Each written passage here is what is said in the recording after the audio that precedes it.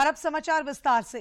विधानसभा में आज राज्य सरकार के पदों पर आरक्षण के आधार पर प्रोन्नत सरकारी सेवकों की वरीयता तथा झारखंड राज्य कृषि उपज और पशुधन विपणन विधेयकों को मंजूरी दी गई। उधर नियम समिति की सिफारिश पर सदन ने झारखंड विधानसभा की नियमावली में दर्ज मुख्यमंत्री प्रश्नकाल को समाप्त कर दिया।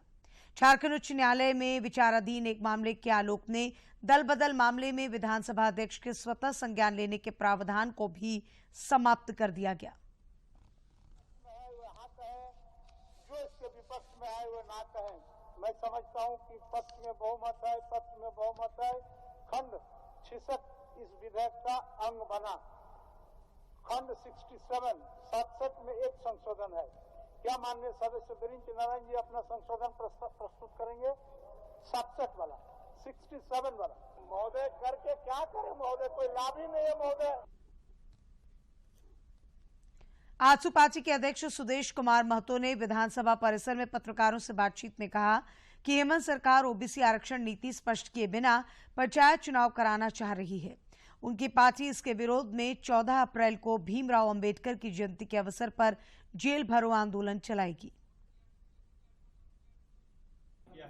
राज्य में उनके वक्तव्य का भी विरोध होगा और 14 तारीख को अंबेडकर दिवस के दिन जेल भरो आंदोलन हम लोगों ने सुनिश्चित किया। लड़ाई बड़ी होगी, निर्णायक लड़ाई पर जाएंगे। ओबीसी को लेकर भी इनका रवैया रहा। ओबीसी आरक्षण की बात कर रहे थे, हम लोग ओबीसी की गणना की बात कर रहे थे, ओबीसी को उसके आबादी के अनुसार आरक्षण देने की बात कर रहे थे। पिछले पंचायत चुनाव लगातार ओबीसी का आरक्षण पंचायत चुनाव में निश्चित था।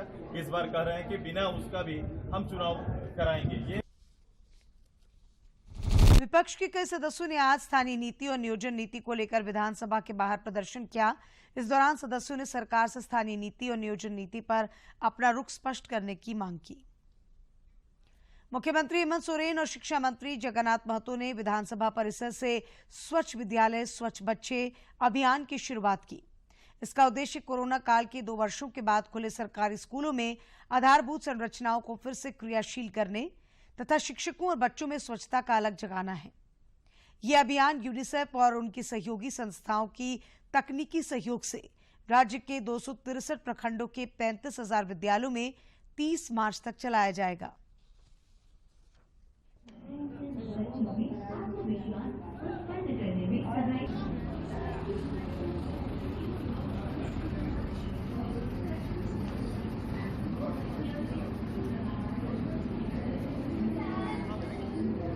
स्कूल में एक गाड़ी जाएगा और देगा, जहाँ कमी होगा फिर सरकार का रिपोर्ट करेगा, सरकार उसमें गंभीरतापूर्वक। इसके ये नई बात हमने किया है। ये विभाग लगता है कि पहली बार ये इस राज्य में हुआ है। क्या कर रहे हैं भाई साहब? काम सभी स्कूल में रखिए। राज्य में मैट्रिक और इंटरमीडिएट की परीक्षाएं आज से शुरू हो गई हैं। पहले दिन परीक्षा केंद्रों पर कदाचार मुक्त परीक्षा के लिए कड़ी चौकसी बरती गई। इस साल 1950 परीक्षा केंद्रों पर करीब 6,80,000 विद्यार्थी परीक्षा में शामिल हो रहे हैं। कदाचार मुक्त परीक्षा के लिए सभी सेंटर पर दंडाधिकारी प्रतिनियुक्त किए गए हैं। इसके अलावा सभी सेंटर पर सीसीटीवी कैमरे भी लगाए गए हैं। इस बार ऑफलाइन परीक्षा होने के कारण छात्र छात्राएं काफी उत्साहित हैं। सीसीटीवी कैमरा लग चुका है, साफ सफाई सैनिटाइजर कमरे का हो चुका है। आज प्रथम पाली में मैट्रिक की परीक्षा है, IIT की introductory information of technology.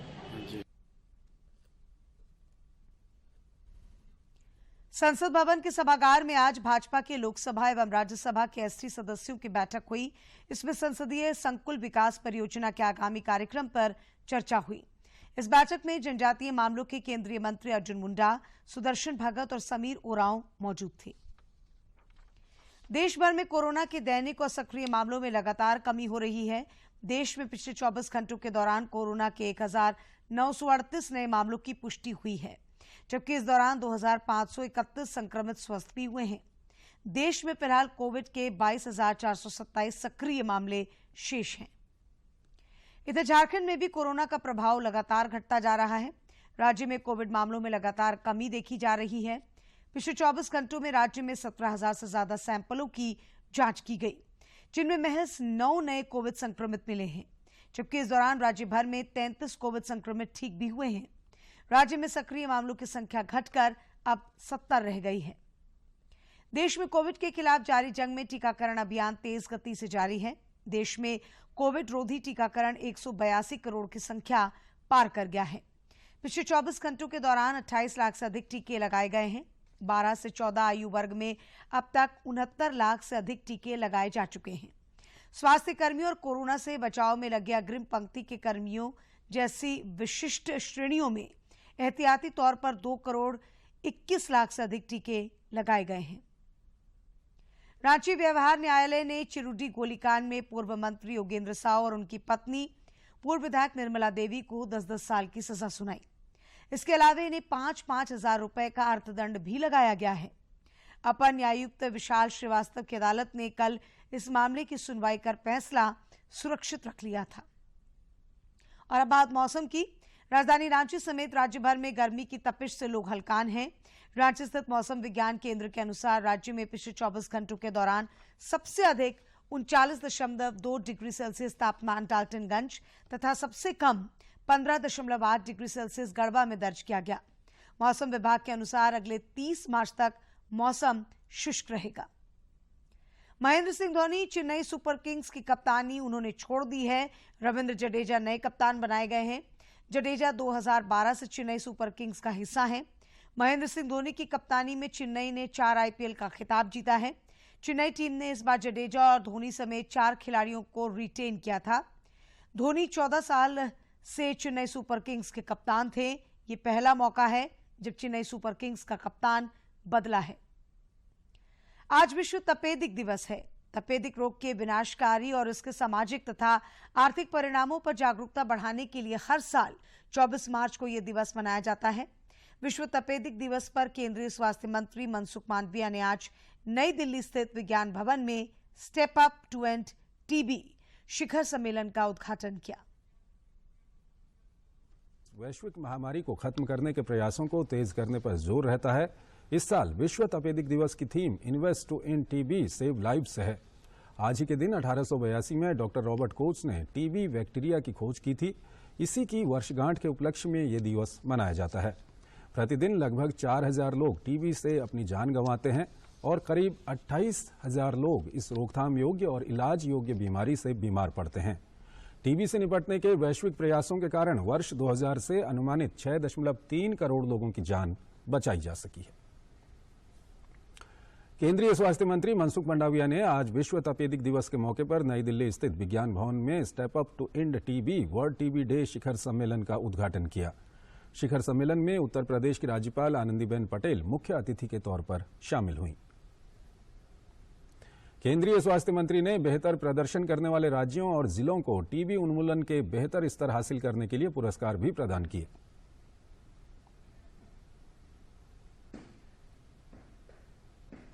Uttar Pradesh की राज्यपाल आनंदीबेन पटेल ने केंद्रीय स्वास्थ्य मंत्री डॉक्टर मनसुख मंडाविया, स्वास्थ्य राज्य मंत्री भारती पवार और अन्य गणमान्य व्यक्तियों की मौजूदगी में वार्षिक टीबी रिपोर्ट और राष्ट्रीय टीबी प्रसार सर्वेक्षण रिपोर्ट का अनावरण किया।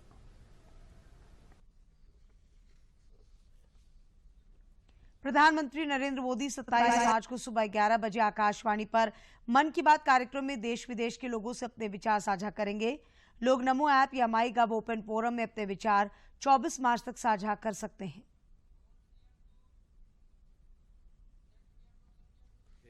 जन जन की संघर्षों के कुछ किस्से, कहानी कुछ सफलताओं की, अनकही विरासत की, उम्मीदें नए भारत की। महीने के आखिरी रविवार का रहता है इंतजार। मलयाचल के आंचल से विंध्याचल के आंगन तक, ब्रह्मपुत्र के घाट से हिमालय के विस्तार तक होती है मन की बात प्रधानमंत्री के साथ। तो सुनिए इस महीने 27 मार्च सुबह 11 बजे मन की बात आकाशवाणी और दूरदर्शन के सभी चैनलों पर। मन की बात के प्रादेशिक भाषाओं में अनुवाद का पुनः प्रसारण आप सुन सकते हैं रात 8 बजे आकाशवाणी और दूरदर्शन के सभी प्रादेशिक चैनलों पर। तो याद रखें, रविवार 27 मार्च सुबह 11 बजे मन की बात। झारखंड स्टेट बार काउंसिल के सदस्य सर जमशेदपुर बार एसोसिएशन के चुनाव पर्यवेक्षक राम शुभक सिंह आज जमशेदपुर पहुंचे। न्यायालय परिसर में अधिवक्ताओं ने उनका स्वागत किया। इस अवसर पर श्री सिंह ने कहा कि कोविड के कारण 2 वर्षों से जमशेदपुर बार एसोसिएशन का चुनाव नहीं हो पाया है। चुनाव से पहले बार एसोसिएशन का ऑडिट कराया जाएगा। आजादी के सफर की आज की कड़ी में जानिए क्रांतिकारी संगठन अनुशीलन समिति के बारे में।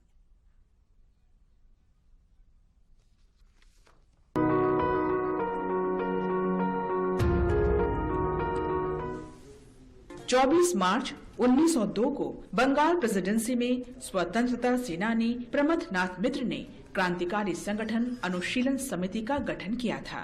श्री अरबिंदो घोष के छोटे भाई बारेंद्र कुमार घोष को अनुशीलन समिति का प्रमुख बनाया गया। अलग अलग दौर में अनेक राष्ट्रवादी इस संगठन से जुड़े रहे, जिनमें श्री अरबिंदो घोष, भूपेंद्र नाथ दत्त, देशबंधु चितरंजन दास, सुरेंद्र नाथ ठाकुर, पुलिन बिहारी दास, सरला देवी, रास बिहारी बोस, बाघा जतिन, सचिंद्र नाथ सान्याल, जतिन दास और विपिन चंद्र पाल शामिल हैं। अनुशीलन समिति का संबंध यूथ क्लब की स्थापना से जोड़ा जा सकता है, जो युवाओं के शारीरिक, मानसिक और नैतिक विकास के लिए समर्पित था। समिति ने भारत में ब्रिटिश शासन को समाप्त करने के लिए क्रांतिकारी हिंसा का प्रतिपादन किया। समिति की 2 शाखाएं थीं, ढाका अनुशीलन समिति जो ढाका में केंद्रित थी और जुगांतर अनुशीलन ग्रुप जो कलकत्ता में केंद्रित था। इन्हें रूस और इटली की सीक्रेट सोसाइटियों की तर्ज पर संगठित किया गया था। ये समिति स्वामी विवेकानंद के विचारों, भाषणों और लेखन से प्रेरित थी। समिति पर बंकिम चंद्र चटर्जी के आनंद मठ का बहुत प्रभाव था। 1907 से अनुशीलन समिति के सदस्य क्रांतिकारी गतिविधियों में अत्यधिक सक्रिय हो गए। अरबिंदो घोष और विपिन चंद्र पाल ने मार्च 1906 में बंगाली राष्ट्रवादी साप्ताहिक जुगांतर न्यू एरा और उसके अंग्रेजी संस्करण वंदे मातरम का प्रकाशन शुरू किया। उनके माध्यम से भारतीय नागरिकों में क्रांतिकारी भावना पैदा करने के लिए सशस्त्र आंदोलन शुरू करने की शिक्षा दी जाती थी। मुजफ्फरपुर में हत्या बंगाल के क्रांतिकारी हिंसक इतिहास में सबसे अधिक प्रसिद्ध घटनाओं में शामिल है। उसके बाद खुदीराम बोस और प्रफुल्ल चाकी बंगाल की जनता के नायक बन गए। बाद में कलकत्ता के मानिक टोला गार्डन में बम बनाने के कारखाने का पता चला तथा कथित अलीपुर षड्यंत्र केस में बारेंद्र कुमार घोष पर मुकदमा चलाया गया। अलीपुर केस के बाद कई गिरफ्तारियां हुई और अनुशीलन समितियों के कार्यालयों में छापे मारे गए। अनुशीलन समिति की क्रांतिकारी गतिविधियों से सचेत होकर अंग्रेजों ने उसे कुचलने के कई प्रयास किए। समिति और गदर पार्टी की गतिविधियों के कारण डिफेंस ऑफ इंडिया एक्ट 1915 लाया गया। प्रथम विश्व युद्ध के बाद क्रांतिकारी गतिविधियों से निपटने के लिए कठोर रॉलेट एक्ट बना।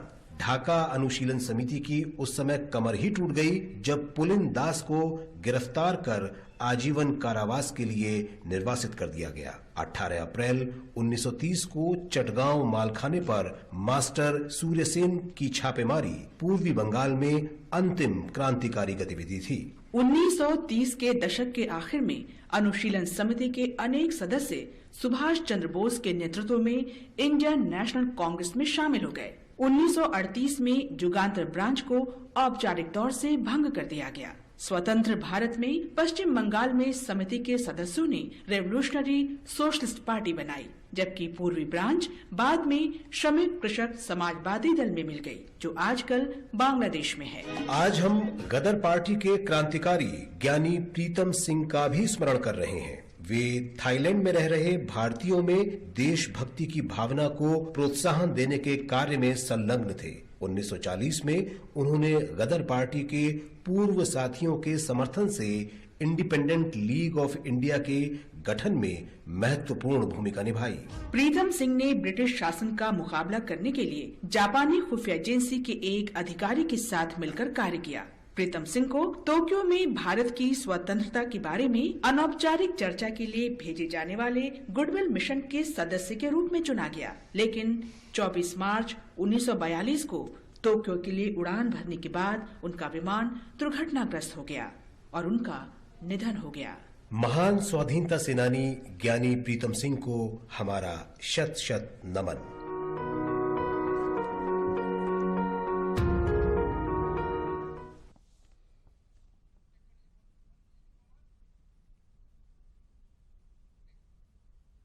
और अब समाचारों से पहले लेते हैं एक छोटा सा विराम।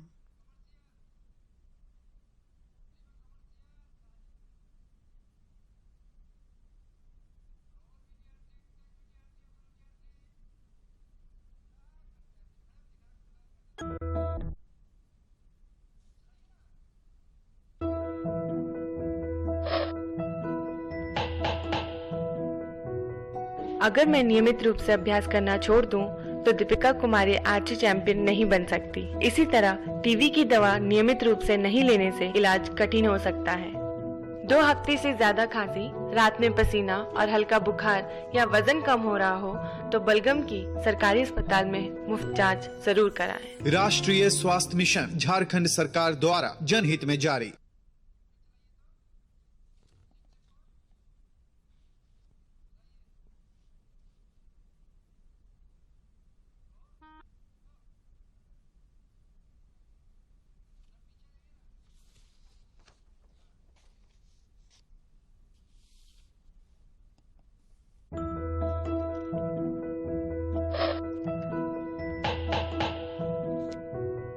अगर मैं नियमित रूप से अभ्यास करना छोड़ दूं, दीपिका कुमारी आर्चरी चैंपियन नहीं बन सकती। इसी तरह टीबी की दवा नियमित रूप से नहीं लेने से इलाज कठिन हो सकता है। 2 हफ्ते से ज्यादा खांसी, रात में पसीना और हल्का बुखार या वजन कम हो रहा हो तो बलगम की सरकारी अस्पताल में मुफ्त जांच जरूर कराएं। राष्ट्रीय स्वास्थ्य मिशन झारखंड सरकार द्वारा जनहित में जारी। विराम के बाद आपका एक बार फिर स्वागत है और अब कुछ खबरें राज्य के विभिन्न जिलों से।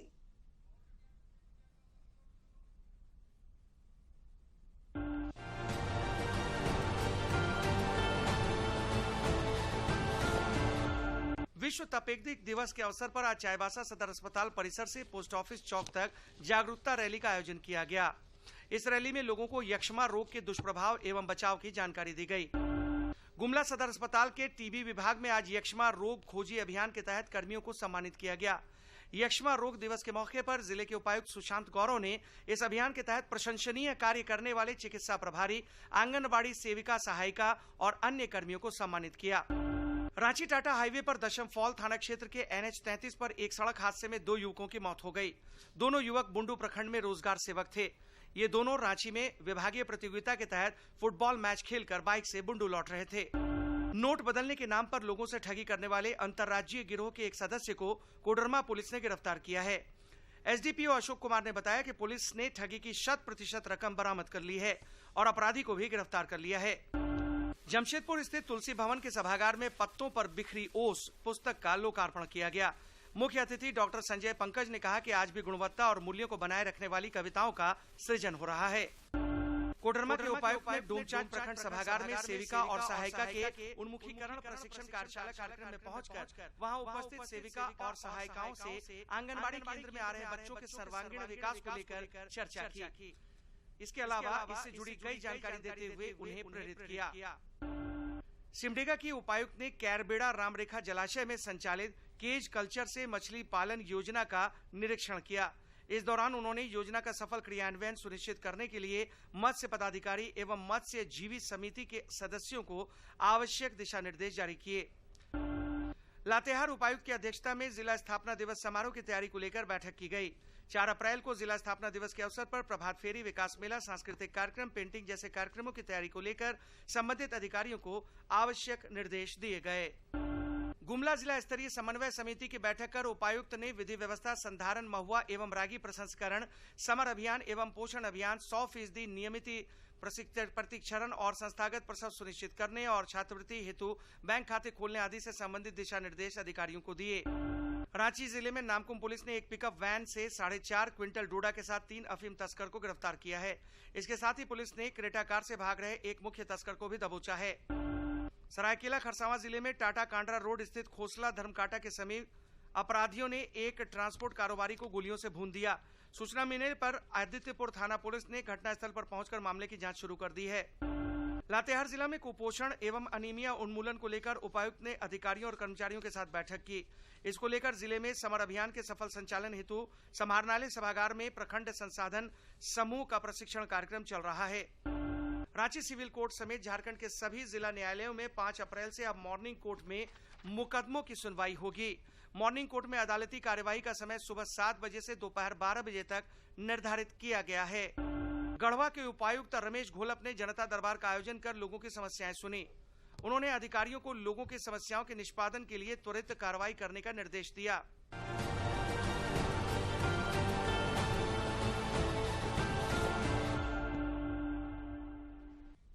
बाबा बैजनाथ के दरबार में लोग हवाई मार्ग से भी अब पहुंच सकेंगे। इससे न केवल पर्यटक बढ़ेंगे बल्कि इस क्षेत्र में उद्योग धंधों का भी प्रसार होगा। देखते हैं ये रिपोर्ट।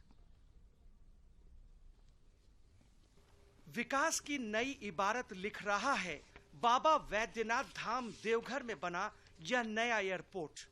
टर्मिनल भवन और चेकिंग पॉइंट्स बनकर तैयार हैं। जल्द ही यहाँ विमान भी उड़ते नजर आएंगे। एयरपोर्ट के स्टार्ट होने से सबसे बड़ा ग्रोथ यहाँ के एजुकेशन सेक्टर को मिलेगा। यहाँ काफी बच्चे हैं जो एजुकेशन के लिए बड़े शहरों को यहाँ से जाते हैं, दिल्ली। बाबा नगरी तक विमान सेवा शुरू होने का सीधा फायदा पर्यटन क्षेत्र को मिलना है। काफी संख्या में श्रद्धालु यहाँ पहुँचेंगे और उद्योग धंधे भी पांव पसार सकेंगे। सुनिए क्या कहना है देवघर एयरपोर्ट के डायरेक्टर संदीप ढींगरा का। एयरपोर्ट पूरी तरीके से तैयार है। अपना हमारा अंदर कैलिब्रेशन वगैरह या जो भी टेक्निकल पैरामीटर है वो सारे हमने सेफ्टी, सिक्योरिटी, फैसिलिटीज ये सारे पूरे आयाम पूरे कर लिए। देवघर चेंबर ऑफ कॉमर्स का भी मानना है कि यहाँ हवाई सफर का होना मतलब चहुं ओर विकास की बयार बहनी तय है, क्योंकि इससे संथाल की खूबसूरती को 4 चांद जो लग जाएंगे। सेल्फी पॉइंट ऑफ कोर्स बहुत अट्रैक्ट करता है। देवघर जो भी लोग आते हैं बाहर से तो यहाँ की जो भी फेमस चीजें हैं जैसे पेड़ा ले जाते हैं। 2500 मीटर लंबा और 45 मीटर चौड़ा रनवे, इसके अलावा 6 काउंटर समेत बाकी जरूरी निर्माण में 401.3 करोड़ की लागत आई है। देवघर एयरपोर्ट में 6 चेकिंग काउंटर बनाए गए हैं। पूरा क्षेत्र 653.75 एकड़ में फैला हुआ है। 2 टर्मिनल एंट्री गेट और सोलर पार्किंग के अलावा अत्याधुनिक सुविधाओं से लैस एटीसी बिल्डिंग बनाने में airport authority of India, DRDO और झारखंड सरकार ने अपनी पूरी ताकत झोंक दी है। जल्द ही यहां हवाई सफर शुरू हो जाएगा। Bureau report, DD Jharkhand. Giridih में जल जीवन मिशन के तहत शुद्ध जल घरों तक नल से पहुंचने लगा है। जिले के गुइयाटांड़ के आदिवासियों की जिंदगी में इस योजना से बड़ा बदलाव आने लगा है। केंद्र सरकार की महत्वाकांक्षी नल से जल अभियान को गिरिडीह में जमीन पर उतारने की प्रशासनिक कोशिश तेजी से शुरू हो गई है। जिन गांवों में नल से जल मिल रहा है वहां के लोग काफी खुश नजर आ रहे हैं। इस योजना से सदर प्रखंड के गुइयाटांड़ के लोगों की जिंदगी में बड़ा बदलाव आया है। सब एकदम जैसे चपा नदी जाए तो पानी के लिए दिक्कत है लोग तो यहाँ काल बैठल को तो हमने दिक्कत एकदम कुछ ना हो। गांव के आदिवासी परिवार के लोग पहले 2 किलोमीटर दूर नदी के पानी पर आश्रित थे। दैनिक दिनचर्या से लेकर पीने तक में इसी नदी के पानी का इस्तेमाल करते थे, लेकिन अब उनके गांव में शुद्ध जल नल से ही मिल रहा है। तकलीफ है, अब 2 किलोमीटर जाले नदी, नहाना धोना, पानी लाना पीने वाला सब वहीं से, बड़ी तकलीफ। अब इतनी रौदा दिन तो बड़ी तकलीफ, पानी के नदी में पानी भी ना रहे। अब पानी हो गए घर में तो सुविधा हो गए। नदी से पानी ढोने की वजह से लड़कियों का स्कूल जाना भी बाधित होता था। गांव की किरण बताती हैं कि पीने का पानी लाने के लिए जब वो दूर नदी जाती थी तो उनका नियमित स्कूल जाना नहीं होता था। आज घर में पानी मिलने से सब परेशानी खत्म हो गई है। किरण की तरह ही जुबैदा और रुपड़ी को भी लगता है कि ये योजना उनके लिए वरदान है। बहुत दूर नदी जाना पड़ता था तो जाने के लिए मेरे स्कूल भी दिक्कत। नदी से पानी लावे लिए दिक्कत हल, नल हो गए घर में, पानी गिर गए, पानी हमने के सुविधा हो गया।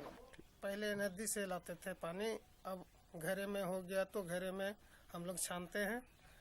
इतना ही नहीं, इन इलाकों में बरसात के दिनों में नदी का पानी गंदा और मटमैला होता था जिसे लोग इस्तेमाल करते थे।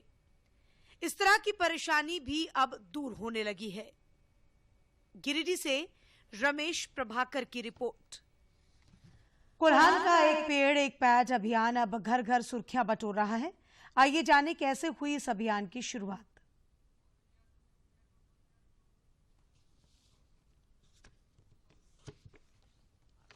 प्रधानमंत्री नरेंद्र मोदी के 2014 से जारी स्वच्छता अभियान से जागरूक होकर इस युवक ने कोल्हान में महिला स्वच्छता की अलख जगाई है। ये होनहार युवक यहाँ एक पैड और पेड़ अभियान चला रहा है। ऐसी क्या बात है कि हम लोग इस संबंध में चुप रहे, शर्म झिझक रहे और महिलाएं और बच्चियां इस कारण काफी तकलीफें झेले। तो उसी समय हमें लगा कि अब माहवारी को लेकर की भी जो समाज में शर्म झिझक चुप्पी है उसको तोड़ने के लिए हमें अभियान शुरू करना। दरअसल महिला स्वच्छता का जिम्मा उठाने से पहले निश्चय फाउंडेशन बाल अधिकार जागरूकता अभियान गांव में चला रही थी। उसी समय एक बच्ची को माहवारी के कारण क्लास से उठकर अचानक जाना पड़ा और तब शुरू हुआ ये अभियान।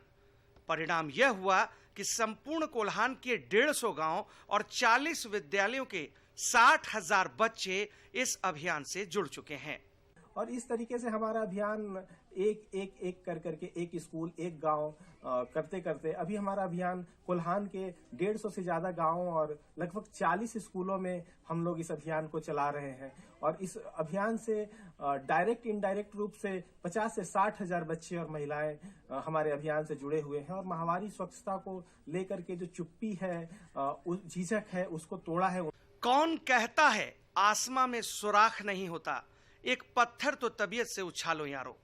2015 में शुरू हुआ एक पैड एक पेड़ अभियान आज लिम्का बुक ऑफ रिकॉर्ड जीत चुका है।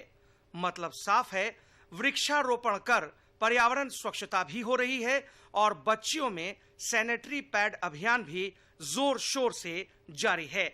जमशेदपुर से डॉक्टर राजेश कुमार लालदास की रिपोर्ट। और अंत में मुख्य समाचार एक बार फिर।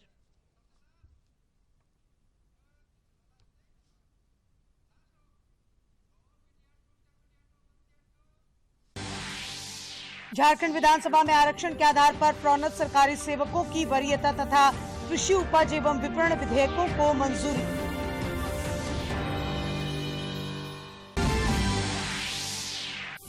विद्यालयों को सुरक्षित और सुव्यवस्थित करने की कवायद। मुख्यमंत्री हेमंत सोरेन और शिक्षा मंत्री जगन्नाथ महतो ने स्वच्छ विद्यालय स्वस्थ बच्चे अभियान की शुरुआत की। चिरुजी गोलीकांड में पूर्व मंत्री योगेंद्र साह और उनकी पत्नी पूर्व विधायक निर्मला देवी को 10-10 साल की सजा।